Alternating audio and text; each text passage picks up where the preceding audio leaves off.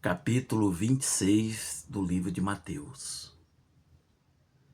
Tendo Jesus acabado todos esses ensinamentos, disse a seus discípulos: Sabeis que daqui a 2 dias celebrar-se-á a Páscoa, e o Filho do Homem será entregue para ser crucificado. Então, os principais sacerdotes e os anciãos do povo se reunirão no palácio do sumo sacerdote, chamado Caifás, e deliberaram prender Jesus, a traição e matá-lo.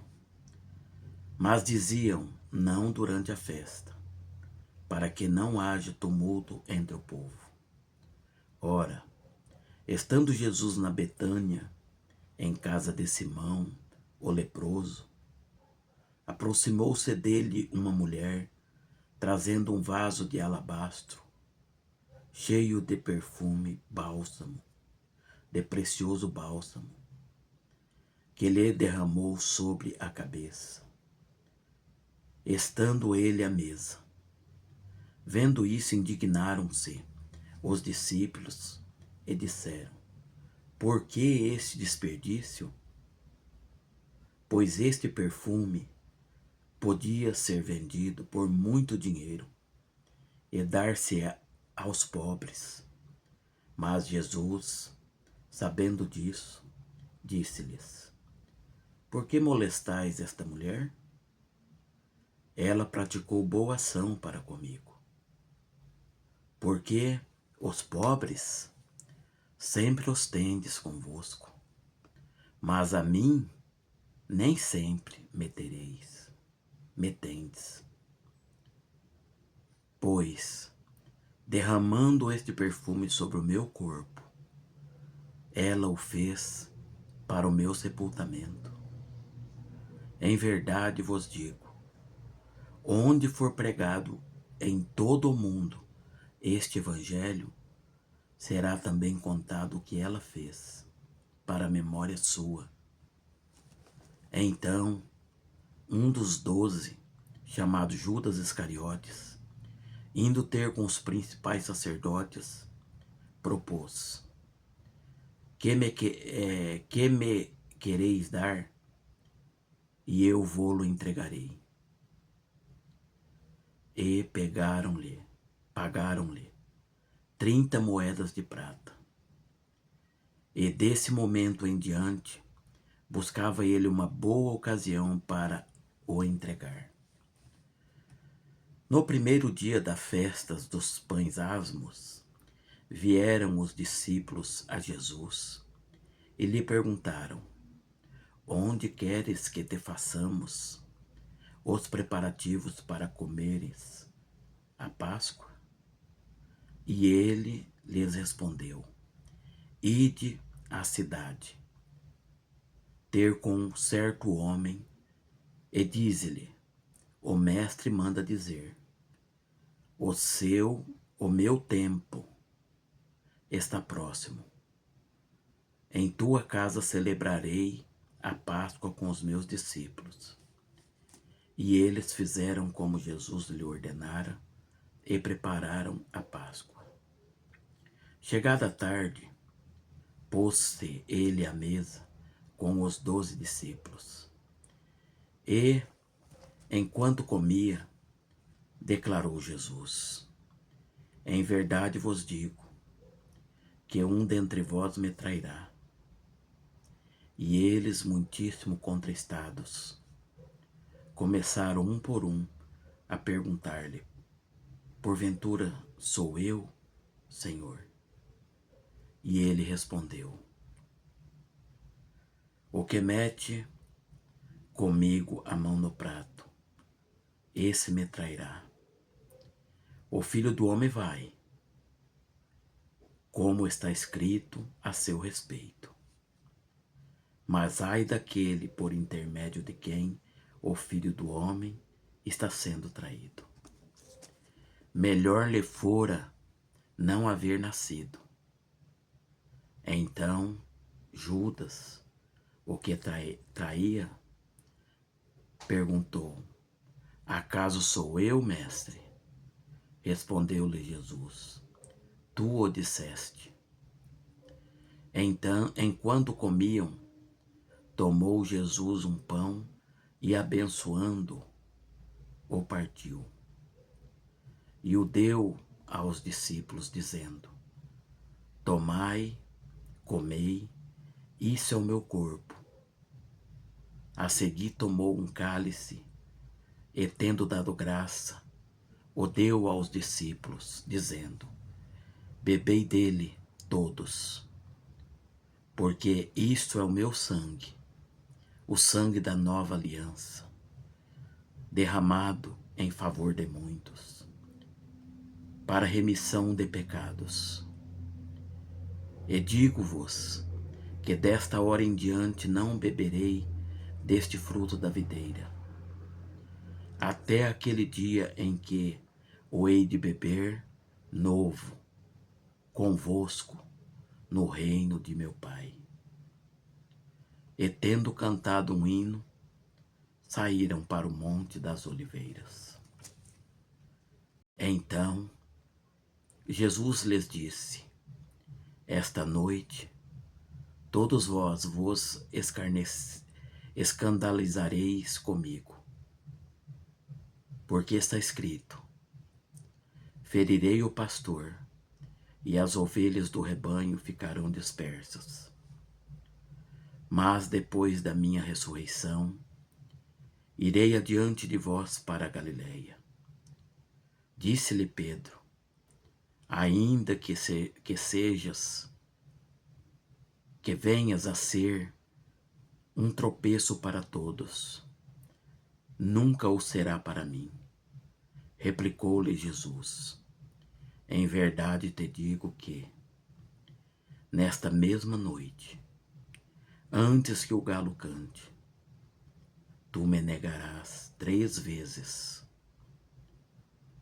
Disse-lhe Pedro: ainda que me seja necessário morrer contigo, de nenhum modo te negarei. E todos os discípulos disseram o mesmo. Em seguida, foi Jesus com eles a um lugar chamado Getsêmani, e disse a seus discípulos: assentai-vos aqui, enquanto eu vou ali orar. E levando consigo a Pedro e aos 2 irmãos, filhos de Zebedeu, começou a entristecer-se e angustiar-se. Então lhes disse: a minha alma está profundamente triste, até a morte. Ficai aqui e vigiai comigo. Adiantando-se um pouco, prostrou-se sobre o seu rosto, orando e dizendo: meu Pai, se possível, passe de mim esse cálice. Todavia não sejas como eu quero, e sim como tu queres. E voltando para os discípulos, achou-os dormindo, e disse a Pedro: então, nem uma hora pudestes vós vigiar comigo? Vigiai e orai, para que não entreis em tentação. O espírito, na verdade, está pronto, mas a carne é fraca. Tornando a retirar-se, orou de novo, dizendo: meu Pai, se não é possível passar de mim esse cálice sem que eu beba, faça-se a tua vontade. E voltando, achou-os outra vez dormindo, porque os seus olhos estavam pesados. Deixando-os novamente, foi orar pela 3ª vez, repetindo as mesmas palavras. Então voltou para os discípulos e lhes disse: ainda dormis e repousais.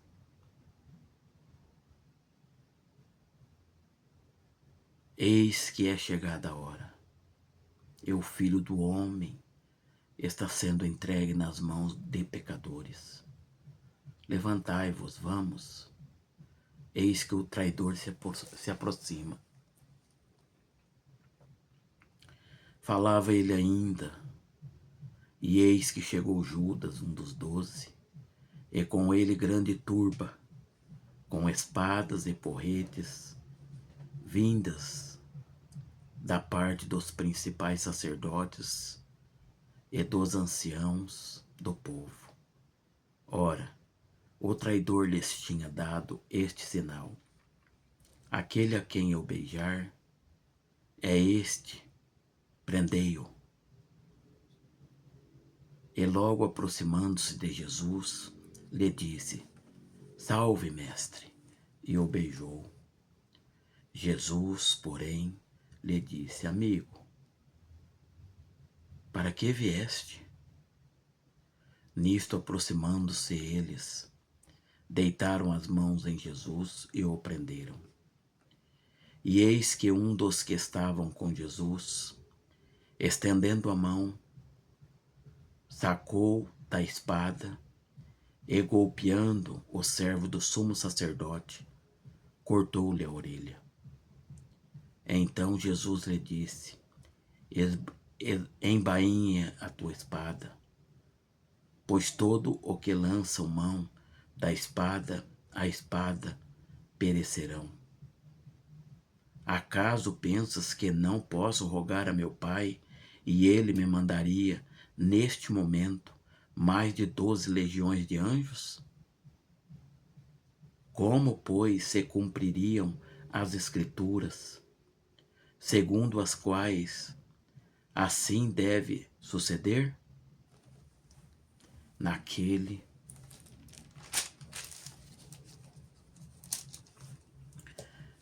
momento,